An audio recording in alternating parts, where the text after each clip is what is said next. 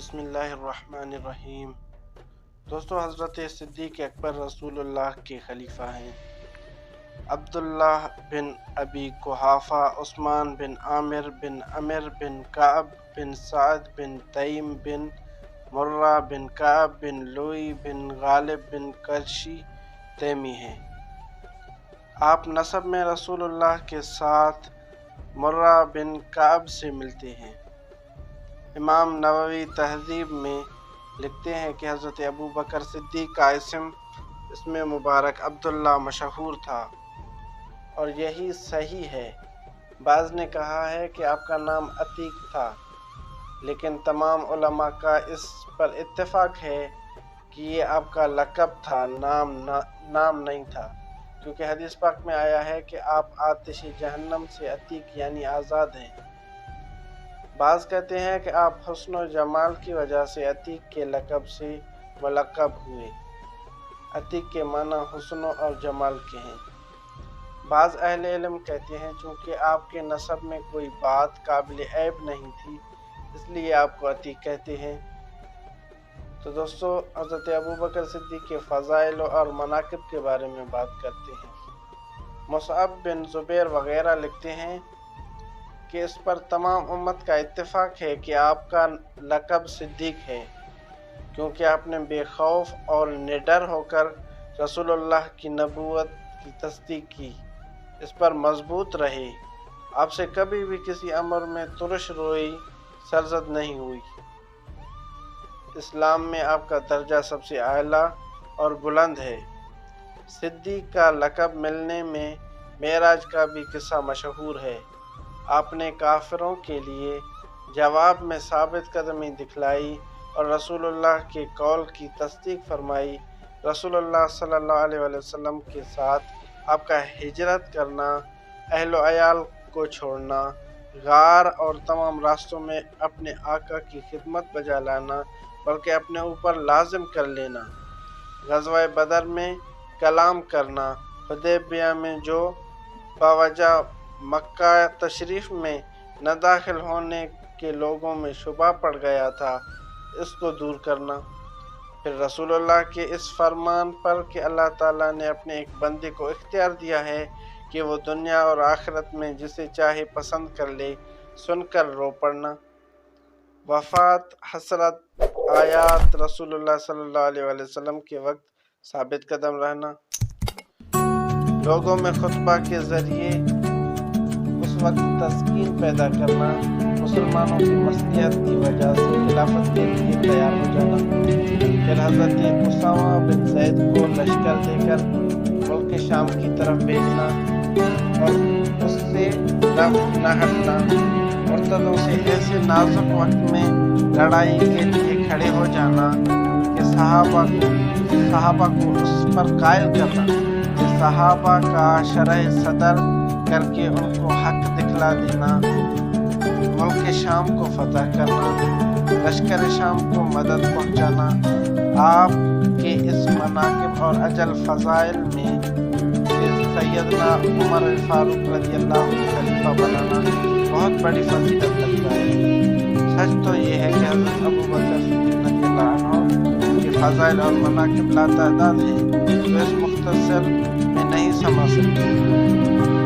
آپ کا نام اور لقب، علامہ ابن کثیر کہتے ہیں کہ اس پر بھی اتفاق ہے کہ آپ کا نام عبداللہ بن عثمان ہے، مگر ابن سعد ابن سیرین سے روایت کرتے ہیں کہ آپ کا اسم شریف عتیق تھا۔ صحیح یہ ہے کہ آپ کا نام عتیق لقب تھا، نام نہ تھا۔ اس میں اختلاف ہے کہ آپ کا یہ لقب کب اور کس وجہ سے ہوا۔ بعض کہتے ہیں کہ آپ کو حسن و جمال کی وجہ سے یہ لقب ہوا، اس کو لیث بن سعد اور احمد بن حنبل وغیرہ نے روایت کیا۔ ابو نعیم لکھتے ہیں کہ یہ لقب اس وجہ سے ہوا کہ نیک کام میں آپ سب کے پیش رہتے تھے، جو نیک کام ہوتا تھا اس میں آپ پہل کرتے تھے۔ بعض نے بیان کیا کہ یہ لقب اس وجہ سے پڑا کہ آپ کے نسب میں ایسا شخص کوئی نہیں گزرا جس پر کوئی عیب لگایا گیا۔ بعض کا قول ہے کہ پہلے آپ کا نام عتیق رکھا گیا تھا، پھر عبداللہ نام ہو گیا۔ عبرانی قاسم بن محمد से रवायत करते हैं कि उन्होंने हज़रत सैयदना अबू बकर सिद्दीक़ का इसम मुबारक हज़रत आयशा सिद्दीक़ा से दरियाफ्त किया तो हज़रत आयशा ने फरमाया आपका नाम अब्दुल्ला था। अर्ज़ किया कि लोग तो अतीक कहते हैं। फरमाया अबू कुहाफा के 3 बेटे थे, अतीक, मुअत्तिक और मुअत्तीक। इब्ने मंदा और इब्ने असाकर मूसा बिन तलहा से रिवायत करते हैं कि मैंने अबू तलहा से दरियाफ्त किया कि हज़रत अबू बकर सिद्दीक़ का नाम अतीक क्यों रखा गया, तो आपने जवाब दिया कि उनकी वालिदा माजिदा की औलाद चूँकि ज़िंदा नहीं रहती थी, जिस वजह से आप पैदा हुए तो आपकी वालिदा आपको लेकर काबा शरीफ में गई और अर्ज़ किया इलाही ये नन्हा बच्चा मौत से अतीक है, आज़ाद करके मुझे अता कर दे। इस वजह से आपका नाम अतीक पड़ गया। सिद्दीक़ लक़ब की वजह या सिद्दीक़ लक़ब की वजह तस्मिया क्या है, तो उसके बारे में फरमाते हैं इब्ने इसहाक हज़रत हसन बसरी से रिवायत करते हैं कि शबे मेराज के दूसरे दिन से आपका ये लक़ब हुआ। हाकिम ने मुस्तदरक में हज़रत आयशा से रिवायत की कि मुशरिकीन हज़रत अबू बकर की खिदमत में हाजिर होकर कहने लगे आपको कुछ खबर भी है कि आपके दोस्त कहते हैं कि मैं रात को बैतुल मुक़द्दस गया। आपने कहा क्या वो ऐसा फरमाते हैं? मुशरिकीन ने कहा हाँ। हज़रत अबू बकर ने कहा कि रसूलुल्लाह ने सल्लल्लाहु अलैहि वसल्लम ने सच फरमाया। आप इससे भी बहुत दूर आसमानों की सुबह और शाम खबरें देते हैं, तो ये तो बहुत एक छोटी बात है। और हज़रत अबू बकर सिद्दीक़ ने आपकी तस्दीक फरमाई। इसी वजह से आपका नाम, आपका लक़ब सिद्दीक़ हो गया। यही हदीस हज़रत अनस रज़ियल्लाहु और हज़रत अबू हुरैरा से भी रिवायत किया गया है।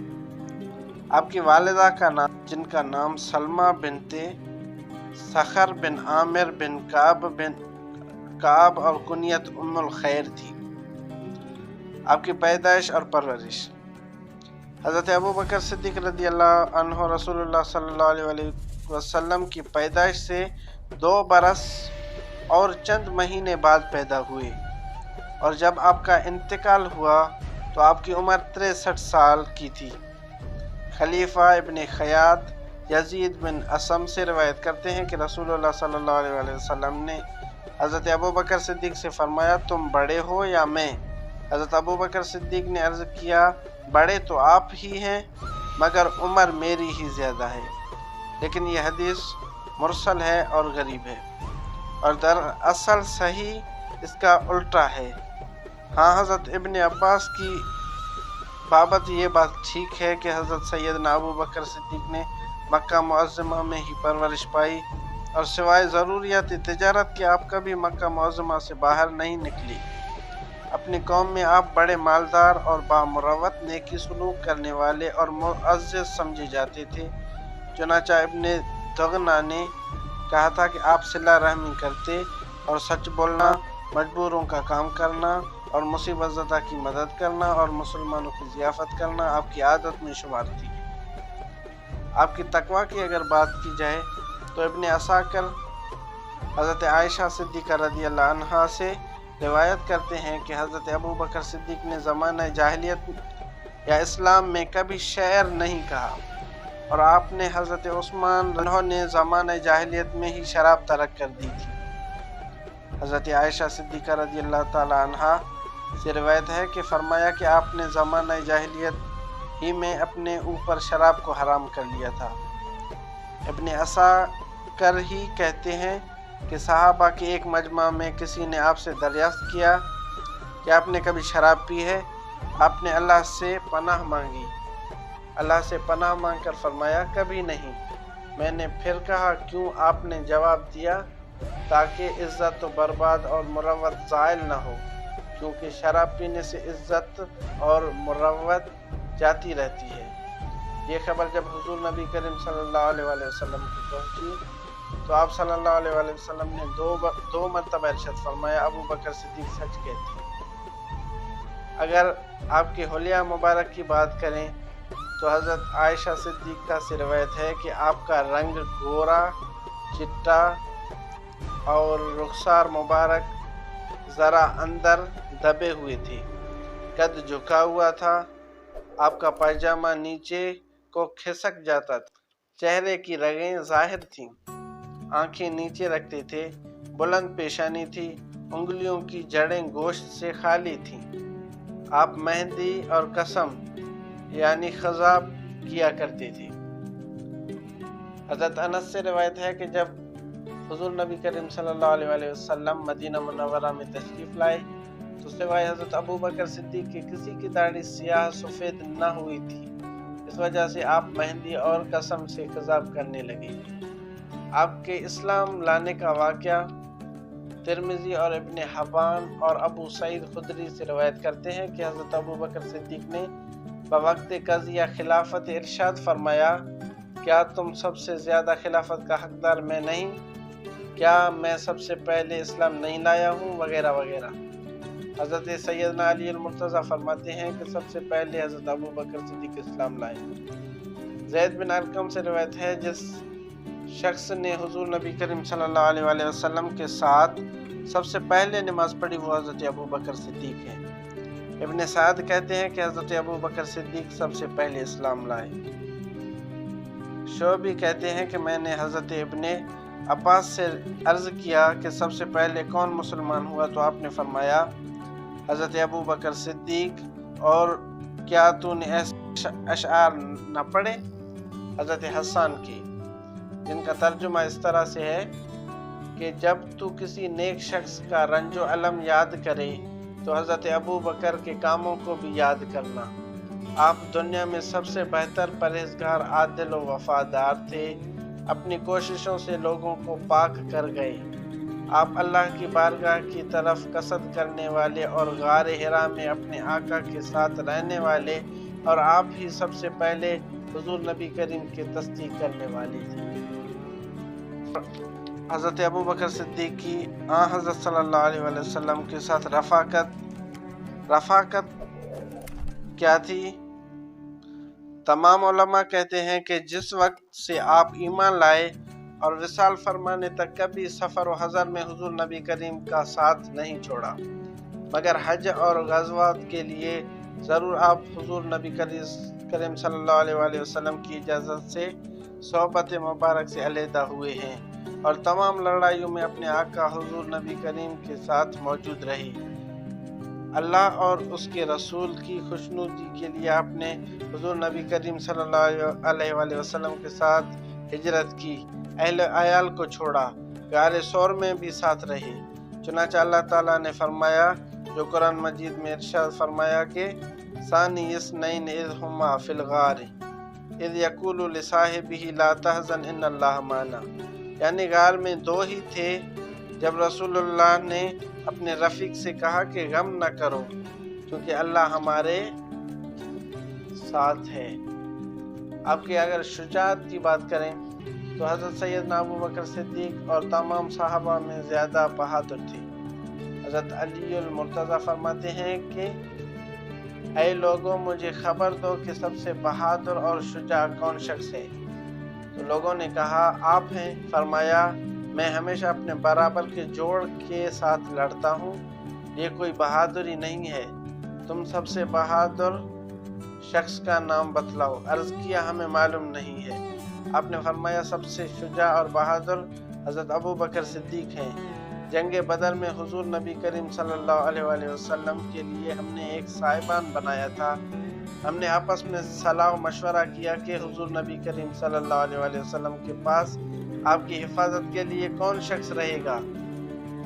اللہ کی قسم ہم میں سے کسی کو بھی ہمت نہ ہوئی مگر حضرت ابو بکر صدیق ننگی تلوار ہاتھ میں لے کر کھڑے ہو گئے اور کسی کو حضور نبی کریم صلی اللہ علیہ وسلم تک نہ پہنچنے دیا۔ اگر کوئی آپ پر حملہ کرتا تو آپ فوراً اس پر جھپٹ پڑتے اور حملہ کر دیتے، لہٰذا آپ سب سے زیادہ بہادر تھے۔ حضرت سیدنا علی المرتضیٰ فرماتے ہیں کہ مشرکین نے ایک دفعہ حضور نبی کریم صلی اللہ علیہ وسلم کو پکڑ کر اور گرانا شروع کر دیا اور کہنے لگے کہ تو ہی ایک خدا بتلاتا ہے۔ خدا کی قسم کسی کو مشرکین سے مقابلہ کرنے کی جرت نہ ہوئی مگر حضرت ابو بکر صدیق آگے بڑھے اور مشرکین کو مار مار کر ہٹانا مار مار کر ہٹایا اور دھکا دے کر گرانے لگے۔ آپ گرتے جاتے اور فرماتے جاتے تھے افسوس اور سخت افسوس، تم ایسے شخص کو شہید کرنا چاہتے ہو جو کہتا ہے کہ میرا پروردگار ایک اللہ ہے۔ اور پھر حضرت علی المرتضیٰ چادر اٹھا کر رونے لگے حتیٰ کہ آپ کی داڑھی مبارک تر ہو گئی۔ تو دوستو، حضور صلی اللہ علیہ وسلم کی اگر مال کی بات کریں تو حضرت ابوبکر صدیق نے اپنا پورا مال حضور کے لیے وقف فرمایا۔ حضرت سیدنا ابوبکر صدیق تمام صحابہ میں سب سے زیادہ سخی تھے۔ اللہ تعالیٰ نے قرآن پاک میں ارشاد فرمایا وَسَيُجَنَّبُهَا الْأَتْقَى الَّذِي يُؤْتِي مَالَهُ يَتَزَكَّىٰ۔ اس کی شان میں اس کی جو شان نزول ہے یہ آپ کے بارے میں نازل ہوئی ہے۔ علماء کا اتفاق ہے کہ یہ آیت آپ ہی کی شان میں نازل ہوئی ہے۔ ابن جوزی حضرت ابو ہریرہ سے روایت حضور نبی کریم صلی اللہ علیہ وسلم نے فرمایا جتنا نفع مجھے حضرت ابوبکر کے مال نے دیا اتنا کسی کے مال نے نہیں دیا۔ حضرت ابوبکر صدیق نے رو کر عرض کیا یا رسول اللہ، میں اور میرا مال سب آپ پر قربان۔ ایک اور حدیث میں حضرت عائشہ صدیقہ رضی اللہ تعالیٰ عنہا سے بھی اسی طرح کی روایت آئی ہے، بلکہ ایک حدیث میں اتنا اور زائد ہے کہ حضور نبی کریم صلی اللہ علیہ وسلم اپنے مال ہی کی طرح اپنا مال سمجھ کر حضرت ابوبکر صدیق کا مال خرچ کیا کرتے تھے۔ تو دوستو، اگر ہم حضرت ابوبکر صدیق کے علم کی بات کریں تو حضرت ابوبکر صدیق سب سے بڑے عالم اور ذکی تھے۔ تہذیب میں امام نووی نقل کرتے ہیں کہ علماء نے آپ کے علم پر بخاری مسلم کی ایک حدیث سے استدلال کیا کہ حضرت ابوبکر صدیق نے فرمایا کہ اللہ کی قسم اگر کوئی شخص نماز و زکوٰۃ میں کچھ بھی فرق بتلائے گا تو میں اس سے لڑائی کروں گا۔ انہوں نے مجھے مجبور سمجھ رکھا ہے، جو کچھ حضور نبی کریم صلی اللہ علیہ وسلم کے زمانے میں وہ ادا کیا کرتے تھے، اگر وہ اس میں ذرہ برابر بھی کمی کریں گے تو میں ان سے مقابلہ کے لیے تیار ہوں۔ شیخ ابو اسحاق نے اس سے استدلال پکڑا ہے کہ حضرت ابوبکر صدیق سب سے زیادہ عالم تھے، کیونکہ صحابہ کرام کو جب اس مسئلے میں توقف ہوا تو اس وقت حضرت ابوبکر صدیق کی خدمت میں پیش کیا جو کچھ آپ کے رائے ہوئی، مباحثہ کے بعد وہی ٹھیک اور صحیح ٹھہری، اور صحابہ نے اس کی طرف ہی رجوع کیا۔ حضرت ابن عمر سے کسی نے سوال کیا کہ حضور نبی کریم صلی اللہ علیہ وسلم کے زمانے میں کون شخص فتویٰ دیا کرتا تھا؟ آپ نے فرمایا حضرت ابوبکر صدیق اور حضرت عمر فاروق سے زیادہ کوئی بڑا عالم نہ تھا۔ اگر آپ کے فہم اور فراست کی بات کی جائے تو ابو سعید خدری سے روایت ہے کہ ایک روز رسول اللہ نے خطبہ میں ارشاد فرمایا اللہ تعالیٰ نے اپنے ایک نیک بندے کو اختیار دیا کہ وہ دنیا میں رہے اور یا آخرت کو اختیار کرے، تو اس بندے نے آخرت کو پسند کر لیا۔ یہ سن کر حضرت ابوبکر صدیق رو پڑے اور کہا کاش ہم اپنے ماں باپ آپ پر قربان کر دیں۔ حضرت ابوبکر صدیق کے اس رونے نے آپ صلی اللہ علیہ وسلم کو تعجب میں ڈال دیا، کیونکہ حضور نبی کریم صلی اللہ علیہ وسلم سرسری طور پر ایک شخص کا ذکر کر رہے تھے، مگر اس میں جو کچھ راز تھا وہ عبد خیر خود حضور نبی کریم صلی اللہ علیہ وسلم ہی ہیں۔ اگر دوستو یہاں پر ایک اعتراض ہوتا ہے کہ حضرت ابوبکر صدیق سے کیوں قلیل احادیث روایت ہیں، اس کا جواب یہ ہے کہ آپ تعجب کریں گے کہ باوجود ان باتوں کے حضرت ابوبکر صدیق سے بہت کم احادیث روایت ہیں۔ اس کی وجہ یہ ہے کہ رسول اللہ کے وصال کے بعد آپ کی عمر نے بھی بہت کم وفا کی۔ اگر آپ کچھ مدت زندہ رہتے تو آپ کی روایات تمام صحابہ کرام سے بڑھ جاتی اور کوئی حدیث ایسی نہ ہوتی جس میں کہ حضرت ابوبکر صدیق کی سند نہ ہوتی۔ دوسرے صحابہ کرام کو حضرت ابوبکر صدیق سے روایت کرنے کی اس لیے ضرورت نہیں پڑی کہ وہ حضرات بھی اکثر رسول اللہ کے ساتھ ہی رہا کرتے تھے اور احادیث سنا کرتے تھے۔ बस जिसको वो खुद रसूलुल्लाह से रिवायत करते और हज़रत अबू बकर सिद्दीक़ से क्यों नकल करेंगे। हाँ, वही कर सकते हैं जो खुद उन्होंने न सुनी वो वही करेंगे। अगर आपके तहम्मुल मिजाजी की बात करें तो मैमून बिन मेहरान कहते हैं कि जब हज़रत अबू बकर सिद्दीक़ के पास कोई मुकदमा आता तो आप उस मसले को कुरान पाक में तलाश करते और कुरान पाक के मुवाफिक फ़ैसला कर देते। अगर कुरान पाक में ना मिलता तो अहादीस रसूलुल्लाह के मुवाफिक फ़ैसला करते। अगर इस किस्म की कोई हदीस आपको याद ना होती तो आप बाहर निकल कर लोगों से दरियाफ्त करते कि मेरे पास एक ऐसा मुकदमा आया है, क्या तुम में से कोई शख्स जानता है कि ऐसे मुकदमे में हुज़ूर नबी करीम सल्लल्लाहु अलैहि वसल्लम ने क्या फ़ैसला फरमाया। बस आपके पास तमाम सहाबा इकराम जमा हो जाते। अगर कोई शख्स कोई हदीस इस किस्म की बयान करता आप उसी के मुवाफिक फ़ैसला करते और खुश होकर अल्लाह का शुक्र बजा लाते कि अल्हम्दुलिल्लाह हम में ऐसे अशख़ास मौजूद हैं जो हुज़ूर नबी करीम सल्लल्लाहु अलैहि वसल्लम की अहादीस को याद रखते।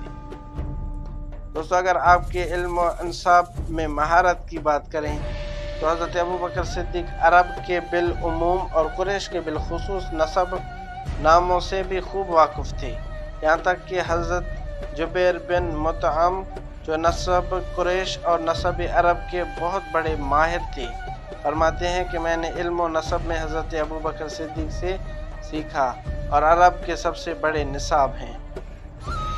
अगर इल्म और ताबीर में महारत की आपकी बात करें तो आप बावजूद इसके इल्म ताबीर भी खूब जानते थे और ज़माना रसूलुल्लाह सल्लल्लाहु अलैहि वसल्लम में ही ताबीर ख्वाब बतलाया करते थे।